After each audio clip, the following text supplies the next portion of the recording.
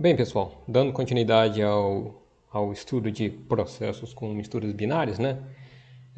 Tem alguns casos, por exemplo, no caso dos ciclo de refrigeração por absorção com água e amônia, em que a gente gostaria que a concentração de amônia nos processos de condensação e evaporação, né? Então, nos processos que são similares ao que ocorre no ciclo de compressão a vapor, gostaríamos que a amônia tivesse uma pureza elevada, né? Então uma baixa concentração de água. Por quê? Porque, eventualmente, se for trabalhar para condição de temperatura muito baixa, né? Temperatura negativa, se tiver concentração de água, pode ser que ocorra algum tipo de cristalização, né? Formação de gelo.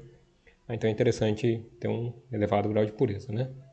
Então, pode-se seguir aqueles processos que a gente discutiu na aula anterior, né? Que tem aquecimento, separação, resfriamento, separação,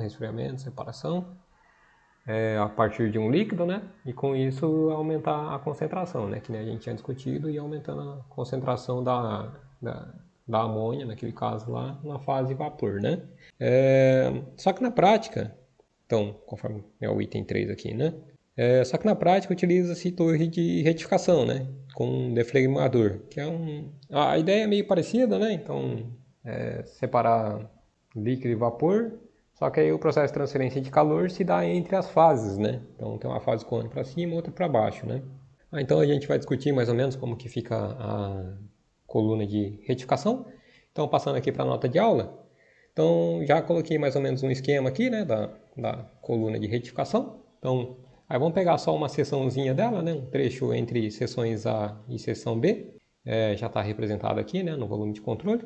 Então, se a gente pegar e avaliar a continuidade, o que a gente vai ter, né? Então a gente vai ter vapor na seção B subindo, líquido na seção B descendo, vapor na seção A subindo, líquido na seção A descendo. Então, dá continuidade, é aplicado para volume de controle, somatória de massa que sai, menos somatória de massa que entra, igual a zero, né?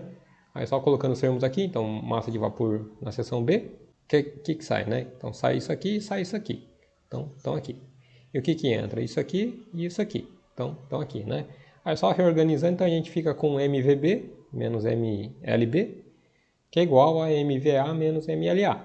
Então, como A e B aqui foram arbitrários, isso aqui quer dizer que é uma constante. Então, beleza. Então, para qualquer seção do sistema, MV menos ML igual a constante, né? Aí na coluna de retificação, o que a gente quer? A gente quer que saia um vapor aqui com elevada concentração de amônia, no caso, né?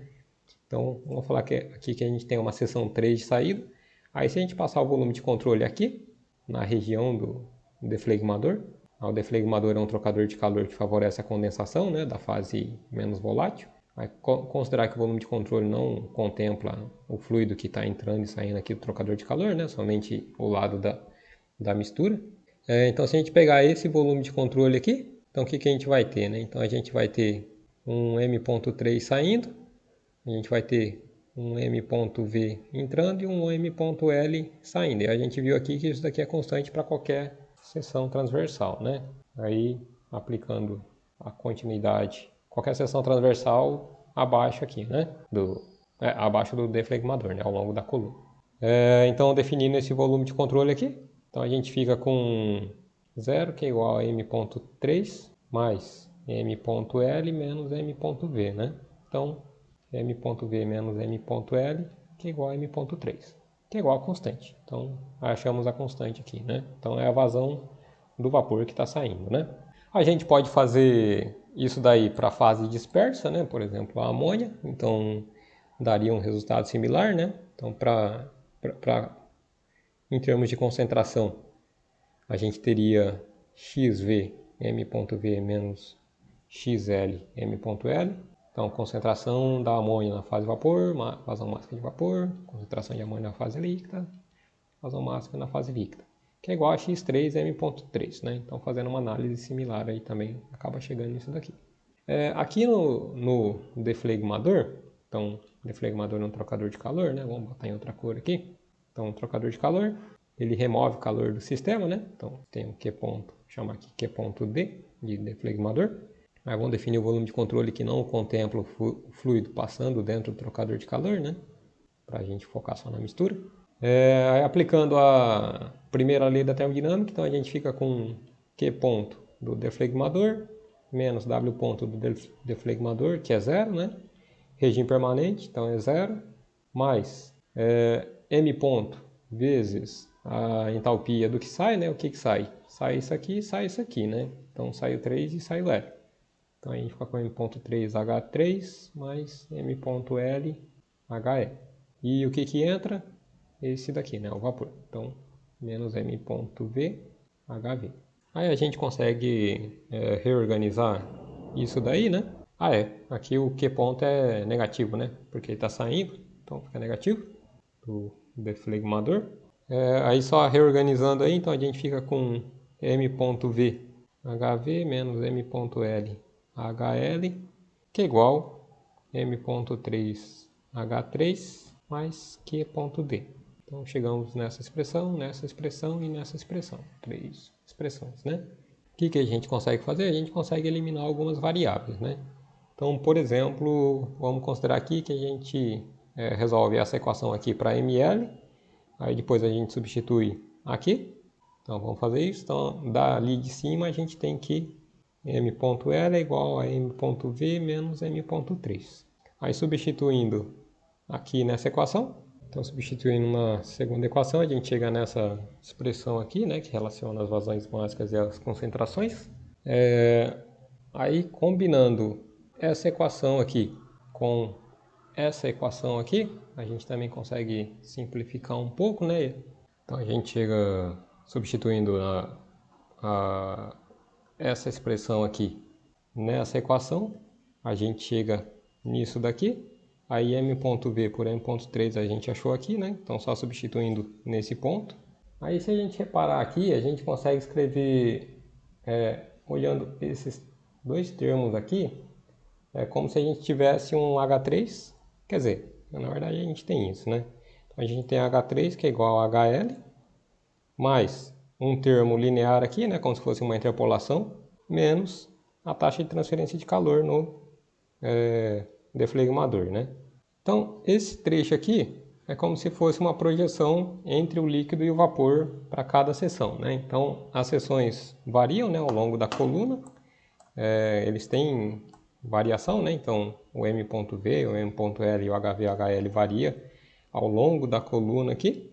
Então, para uma dada seção, a gente tem aquela expressão lá, né?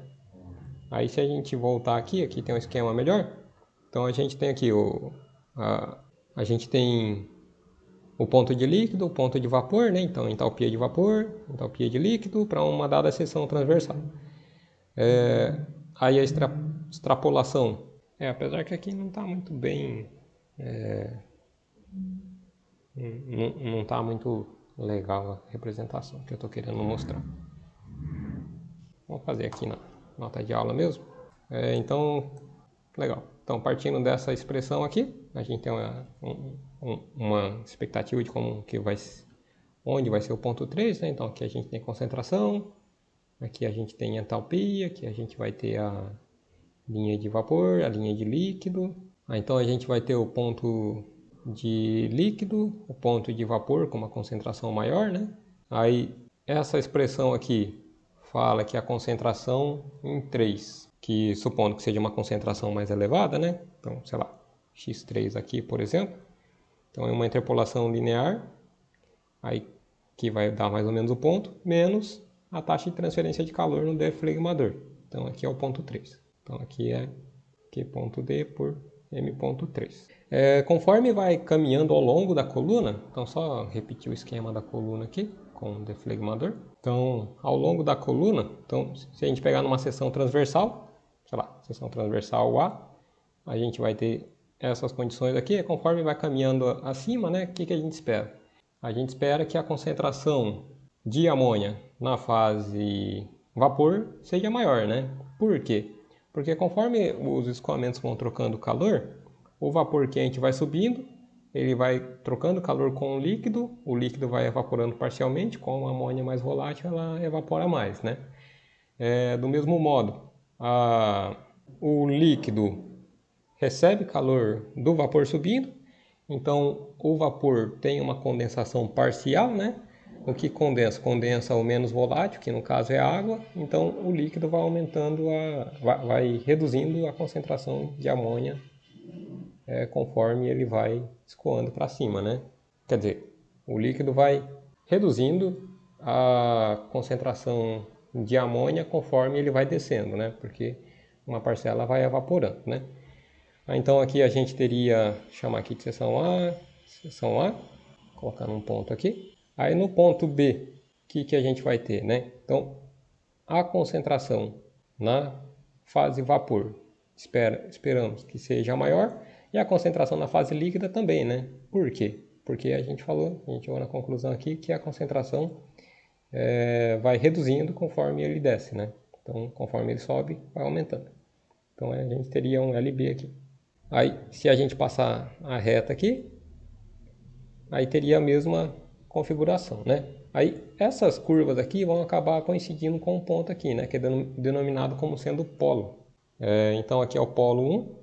Aí, então, conforme vai caminhando ao longo da coluna, isso aqui vai correndo para cá, isso aqui vai correndo para cá, né? Idealmente, o polo seria interessante que ele ficasse aqui na condição de título igual a 1, né? Por quê? Porque conforme vai subindo ao longo da coluna, essas linhas aqui ficam mais verticais, né? Aí, com as linhas mais verticais, aumenta a...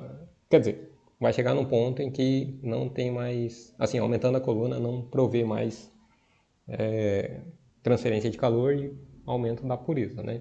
Então, aí tem um limitante aí. Então a ideia é mais ou menos essa, né? Então, conforme vai tendo transferência de calor, vai aumentando entre os escoamentos, vai aumentando a concentração de amônia. Isso daí consegue chegar em concentrações bem elevadas, né? Até acima de 95%. Então aqui está um pouco mais, representação gráfica um pouco melhor, né? Do que eu tinha feito lá. Então aqui está o gerador, que é um trocador de calor, né, que gera o vapor sobe, o vapor quente sobe. Aqui tem um trocador de calor que favorece a condensação, deflegmador, né? Aí o líquido tendência a descer, né? Então, conforme o vapor sobe, o líquido desce, eles vão trocando calor, então favorece a evaporação e condensação. Evaporação da amônia e condensação da água, né? Aí aqui sai a solução fraca e aqui a princípio sai o vapor com maior concentração, né? Aqui só um esqueminha representando aí mais ou menos como que seria uma montagem, né? Para favorecer a transferência de calor entre o líquido e o vapor. Aí se pegar no livro texto, vocês vão ver uma discussão um pouco mais detalhada em relação aos processos aí. Mas não vou, assim, pelo menos eu não vou entrar muito em detalhe, porque depende muito da construção geométrica do sistema, né? Então fica um pouco difícil fazer uma análise mais qualitativa, né? Mais geral. Aí, além dessa configuração, né, de considerar só o gerador embaixo, conforme está aqui, com a entrada da solução forte aqui, né? Isso aqui vem lá da bomba. Solução forte aqui aquecida, vapor sobe, líquido desce, né? Então, além dessa configuração, tem uma proposta que é a ideia de injetar a solução forte no meio, ao invés de injetar aqui, né? Por quê? Porque conforme injeta ela aqui, e se ela já for pré-aquecida, né, conforme a gente tinha visto lá no ciclo, então ele tem um trocador de calor, então já está até meio que representado aqui, né, então tem um trocador de calor, ele pré-aquece a solução forte, através da absorção de calor da solução fraca, né, então já chega um pouco aquecido aqui, aí ele estando um pouco aquecido, voltando aqui, né, então ele estando um pouco aquecido aqui, ele já transfere calor com o vapor que está subindo. Com isso favorece a evaporação já um pouco de amônia, condensação de um pouco de líquido, de água, né? Aí quando ele chega aqui já está com uma concentração um pouco mais baixa de amônia, aí o processo é um pouco mais otimizado, né? Aí a análise pode separar o trocador de calor em duas partes, né? Então tem uma parte inferior, modelada desse modo aqui. Aí a análise é parecida com o que a gente fez, né? Só que aí o polo fica na parte de baixo, né? Que é na parte de líquido comprimido. Então é só fazer a análise da primeira lei termodinâmica, igual a gente fez, considerando a parcela aqui do gerador. Então vai ver que o polo fica aqui na parte de baixo. Aí caminha nessa direção aqui, né? Conforme caminha para baixo, no trocador de calor. E aqui teria uma análise parecida com o que a gente fez, né? Na parte superior. Então tem a formação de dois polos e isso daí. Então é isso daí. Aí quando a gente, então só enfatizando, né? Então quando o ciclo de absorção é água-amônia, conforme a gente viu, né, nos diagramas, conforme representado aqui, né? Na fase de vapor a gente pode ter uma concentração de água, né? Então aqui seria 100% amônia só se caísse nesse trecho aqui, né? Mas qualquer ponto aqui o vapor tem água e amônia. Então, de modo a evitar congelamento nos trocadores de calor, é interessante ter uma retificação, né? Para aumentar a pureza da amônia. Então, só comentando aqui, entrando já na seção 5.6, né? Eu sugiro que vocês dêem uma olhada lá na seção 5.5, que trata dessa parte de retificação. Aí vai ter um pouco mais detalhado, vai ter outras configurações, vai ter algumas análises que vai depender bastante da geometria, né? Para favorecer a transferência de calor entre as duas fases, né? Principalmente, além da geometria aqui do deflegmador, né? Como que ocorre a condensação. Mas beleza, então, mas no curso aqui a gente vai fazer algumas hipóteses, algumas considerações para conseguir fazer a análise do sistema, né? Uma análise mais termodinâmica, sem focar tanto assim em aspecto de transferência de calor em si, né? Então, falando agora do ciclo de absorção de amônia, ele é um pouco diferente daquele ciclo que a gente viu, né? Que só tinha o condensador, expansor, evaporador, absorvedor, bomba, trocador e gerador. Aqui, além daqueles componentes, então, isso aqui continua, né? O condensador a gente já tinha visto, evaporador, dispositivo de expansão, absorvedor, bomba, trocador de calor e expansão e o gerador, né? Então, além desses componentes que a gente já tinha visto, vai ter a torre de retificação e vai ter um trocador de calor aqui na saída do condensador, né? Para quê? Para subresfriar um pouco mais o fluido de trabalho aqui na entrada do expansor. Então, só lembrando lá do diagrama, né? Pode ser o pH, por exemplo. Então, se for ideal, né? Na saída do condensador tiver um subresfriamento, aí quando tiver a expansão isentálpica, se aumenta o efeito frigorífico, né? Aí isso daí é feito com um trocador de calor na saída do evaporador, né? Então, se tiver saturado aqui, ele tem uma parcela que evapora, né? Ou se tiver já na condição saturada ou levemente superaquecida, ele vai ter um superaquecimento um pouco maior do vapor, né? Antes dele entrar aqui no absorvedor. Então, beleza. Então, no ciclo de absorção de amônia, há necessidade de retificação do vapor para reduzir a temperatura de congelamento e utiliza-se trocadores de calor adicionais, né? Na saída do condensador para subresfriar o fluido e a saída da bomba aqui, né? Essa que a gente tinha até visto, né? Para pré-aquecer o líquido. Então, além do calor adicionado aqui no gerador, também tem essa transferência de calor aqui no deflegmador, né? Que a gente tinha comentado. Então, tem esse outro aspecto aqui de transferência de calor, né? Aí, quando a gente estava analisando lá, tinha transferência de calor aqui no condensador, aqui no evaporador e no absorvedor, né? No caso de água-amônia, tem essa aqui do deflegmador também. Então, isso aí. Então, agora a gente vai botar a mão na massa, né? E fazer um exemplo. Aí a gente faz isso no próximo vídeo.